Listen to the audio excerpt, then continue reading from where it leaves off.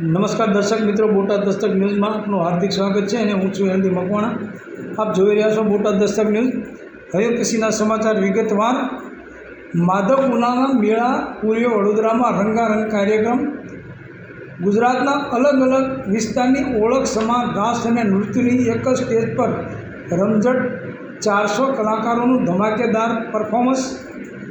પોરબંદર જિલ્લાના માધવપુર ખાતે તારીખ 6 થી 10 એપ્રિલ સુધી માધવપુરનો ભાતીગળ મેળો યોજાશે, જેમાં સાંસ્કૃતિક વારસો અને ધરોહરોને જોવા, જાણવા અને માણવાની તક મળશે।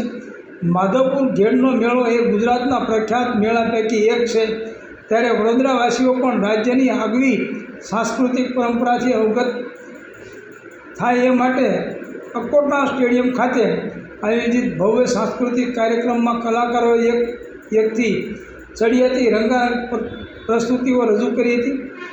અકોટા સ્ટેડિયમમાં નોર્થ ઇસ્ટના વિવિધ કલા નૃત્યોમાં અરુણાચલનું ટેંગકોન્યોન તાપુ, આસામનું બિહુ અને દાસોહરી દેલાઈ નાચ, મણિપુરનું પંગ ઢોંગ, ઢોલક ચોલમ, મિઝોરમનું ચલોમરોન, વાંગલા, મેઘાલયનું કોચ અને નાગાલેન્ડનું સંગતામ, માકુચિયાની ચિંગેયોકછમ, તેમાં ચેલો સિક્કિમનું ચુટકે, હોજાગીરી ત્રિપુરાનું મમિતા અને સંગ્રેન નૃત્યો રજૂ કર્યા હતા। ગુજરાતના સુરેન્દ્રનગરનો રાસ, મહીસાગર ટ્રાઇબલ નૃત્યો, છોટાઉદેપુરનું રાઠવા, ડાંગનું ડાંગી, જોરાવનગરનું હુડો, પોરબંદરના ઢાલ તલવાર અને મણિયારો, પોરબંદર ગાંધીનગરનો મિશ્ર રાસ, મોરબીના ગરબા, ભાલ વિસ્તારનું પઢાર, મંજીરા નૃત્યો રજૂ કરી કલાકારોએ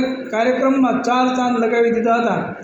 વડોદરા શહેરના અકોટા સ્ટેડિયમ ખાતે એક ભારત શ્રેષ્ઠ ભારતની થીમ પર આયોજિત ભવ્ય સાંસ્કૃતિક કાર્યક્રમમાં રાજ્યના આરોગ્ય મંત્રી ઋષિકેશ પટેલ સહભાગી થયા હતા।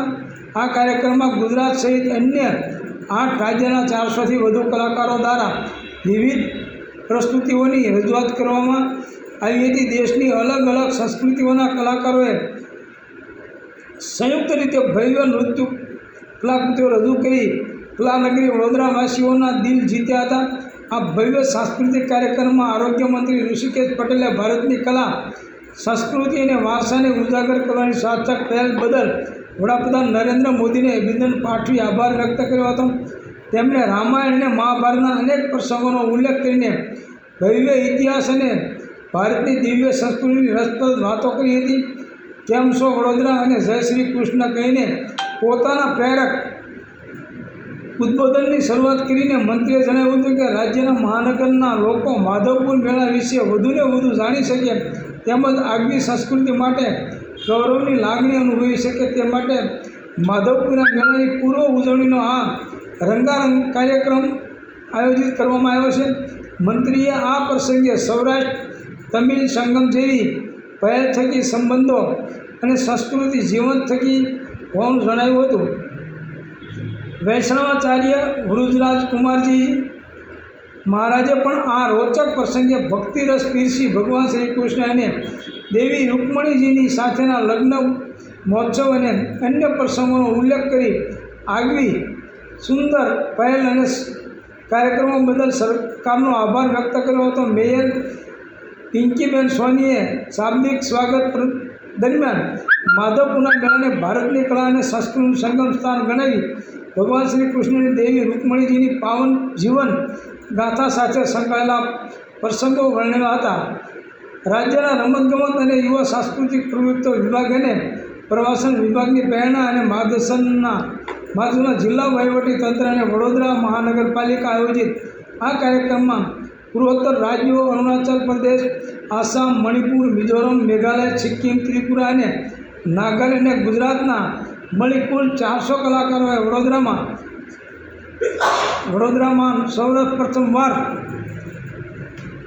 રીતે ભવ્ય સાંસ્કૃતિક રજૂઆતો કરી વડોદરાવાસીઓને મંત્રમુગ્ધ કર્યા હતા। દેશની 2 અલગ અલગ સંસ્કૃતિના કલાકારો દ્વારા સંયુક્ત રીતે પરફોર્મ કરવામાં આવેલી આ સૌથી મોટી સામૂહિક સાંસ્કૃતિક કૃતિઓ હતી।